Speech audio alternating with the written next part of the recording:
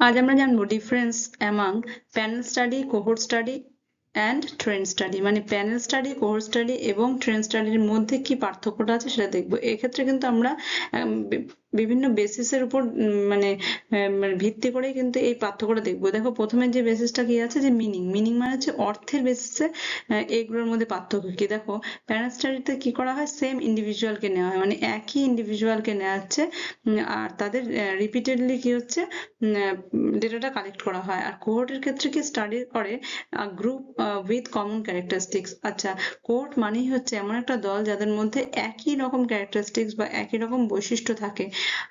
তাহলে এই কোহোর্ট বা একই দলের থেকে যখন আমরা ডেটাটা কালেক্ট করি ওভার পিরিয়ড অফ টাইম, তখন কিন্তু সেটাকে বলে কোহোর্ট স্টাডি। তারপর হচ্ছে ট্রেন্ড স্টাডি। ট্রেন্ড স্টাডিতে কি করে, studies changes in a population over time.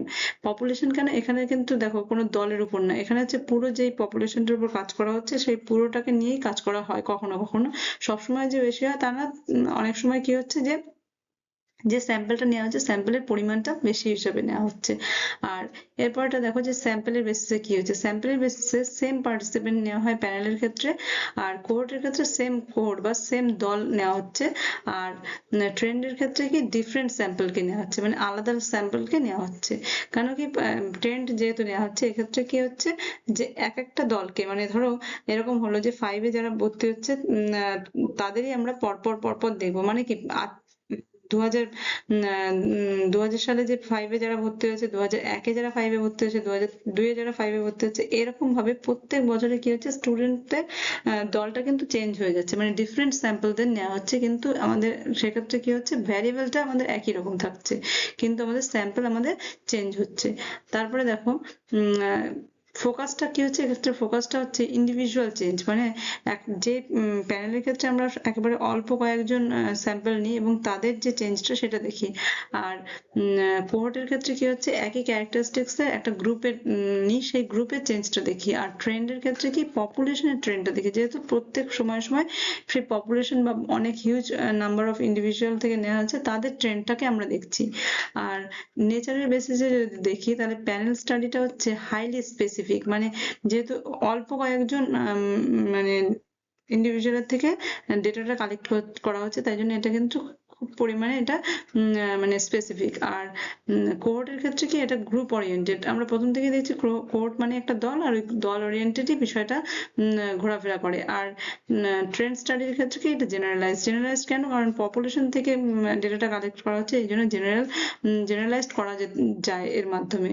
R data কালেকশনের বেসিসে কি হচ্ছে, দেখো প্যানেল স্টাডিতে রিপিটেড ফর্ম সেম পপুলেশন বা সেম পিপলের থেকেই কিন্তু ডেটাটা নেওয়া হচ্ছে। পপুলেশন ভুল বললাম, এখানে সেম পিপল থেকে নেওয়া হচ্ছে, সেম স্যাম্পলদের থেকে নেওয়া হচ্ছে।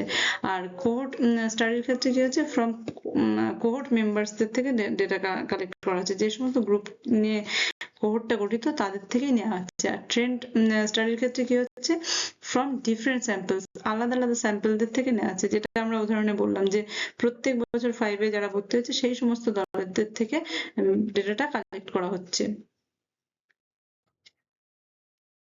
এবার দেখবো যে মেইন অবজেক্টিভস কি। অবজেক্টিভস এর বেসিসে দেখো, মেইন অবজেক্টিভস এর বেসিসে প্যানেল স্টাডিতে কি করা হয়, মেজার করা হয় পার্সোনাল চেঞ্জেস, মানে কোনো একজন উপর থেকে আমরা ডেটাটা কালেক্ট করছি তাদের যে চেঞ্জটা হচ্ছে সেই চেঞ্জটা আমরা দেখি। আর কোহোর্টের ক্ষেত্রে কি ডেভেলপমেন্ট, মানে study development of a cohort, মানে সেই দলের যে ডেভেলপমেন্ট বা বিকাশটা হচ্ছে সেটা দেখি।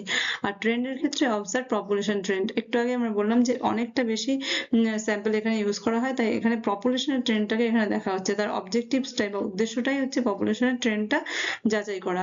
আর এক্ষেত্রে দেখো কস্টের বেসিসে প্যানেল স্টাডিটা এক্সপেন্সিভ। এক্সপেন্সিভ কেন, কারণ একই ইন্ডিভিজুয়াল বা কয়েকজন ইন্ডিভিজুয়ালের থেকে যেহেতু ডেটাটা কালেক্ট করা হচ্ছে, তাই ওভার পিরিয়ড অফ টাইম পরপর পরপর নেওয়া হচ্ছে। এবং এক্ষেত্রে কিন্তু ধরে রাখারও একটা ব্যাপার হচ্ছে যে সেই পার্টিসিপেন্টরাই যাতে পুরো স্টাডিটার পুরো দিনটা, মানে যতদিন ধরে স্টাডিটা চলছে ততদিন ধরে ধরে রাখার একটা ব্যাপার রয়েছে বলেই কিন্তু এটা কিন্তু এক্সপেন্সিভ। আর কোহোর্ট স্টাডির ক্ষেত্রে দেখো এটাও এক্সপেন্সিভ, কারণ সেই নির্দিষ্ট দলটাকে ধরে রাখার একটা ব্যাপার থাকছে। আর ট্রেন্ড স্টাডির ক্ষেত্রে কি দেখো, কম্পারেটিভলি চিপার, কারণ সেই একটা দলকে ধরে রাখা দরকার হচ্ছে না, প্রত্যেক বারে বারে দলটা এখানে চেঞ্জ হচ্ছে।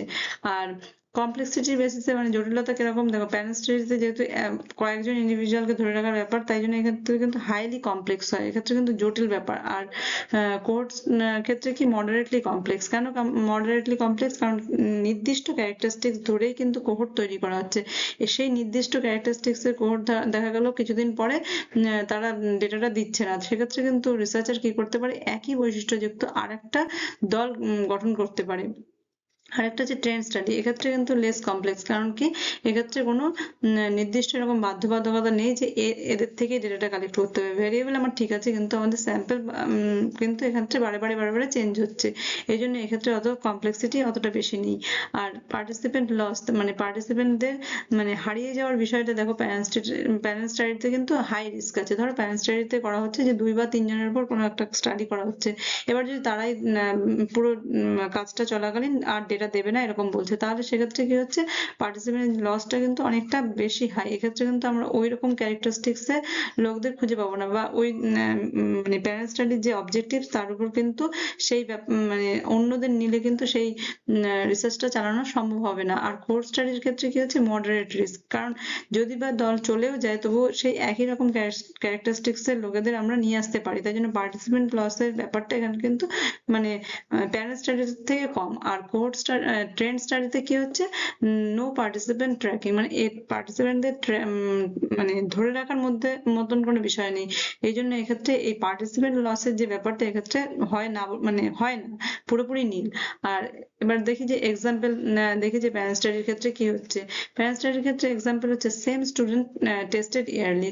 কোনো একজন স্টুডেন্ট দেখা গেল, যদি ধরো আমরা একটা উদাহরণ হিসেবে দেখি যে কোনো একজন স্টুডেন্টের দৃষ্টি প্রতিবন্ধীর মানে প্রতিবন্ধকতার কারণটা আমরা দেখতে চাইছি, সেক্ষেত্রে কিন্তু দৃষ্টি প্রতিবন্ধকতা হতে পারে, কিংবা আমরা দেখতে চাইছি যে কোনো একজন স্টুডেন্ট কেন একটা স্কুলে ইরেগুলার, সেক্ষেত্রে তার বিহেভিয়ারে কোনো সমস্যা আছে, সেইগুলো যদি আমরা দেখতে চাই, তাহলে কি ওই একই স্টুডেন্টকে ইয়ারলি মানে বারে বারে তাকে কিন্তু টেস্ট করা হয়।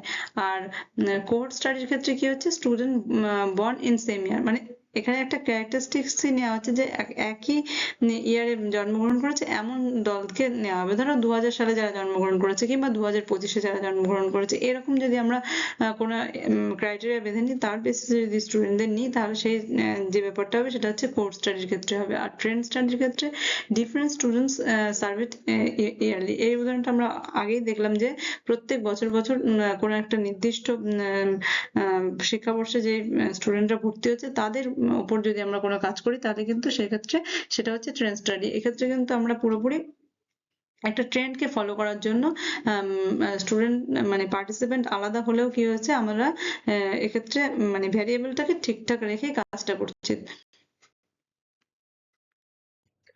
তাহলে আজকে আমরা দেখলাম যে ট্রেন্ড স্টাডি, প্যানেল স্টাডি বা কোহর্ট স্টাডির মধ্যে পার্থক্য কি। প্রধান পার্থক্য দেখো, প্যানেল স্টাডির মধ্যে কি থাকছে, যে অল্প কয়েকজন ইন্ডিভিজুয়ালের উপর ডেটাটা কালেক্ট করা হচ্ছে। আর কোহর্ট স্টাডির ক্ষেত্রে কি হচ্ছে, একটা দলের উপর একটা নির্দিষ্ট বৈশিষ্ট্য অনুযায়ী একটা দলের উপরে স্টাডিটা চালানো হয়। আর আমাদের যেটা ট্রেন্ড স্টাডি, এক্ষেত্রে কিন্তু আমরা পপুলেশনের উপরে বেশি কাজ করি, মানে স্যাম্পল সাইজটা অনেক বেশি হয় এবং স্যাম্পলকে ধরে রাখার কোনো প্রয়োজন নেই। বারে ওই একটা ভ্যারিয়েবল সেট করেই আমরা কি করছি, ওই ট্রেন্ড অনুযায়ী মানে রেসপন্ডেন্টের থেকে ডেটাটা কালেক্ট করছি।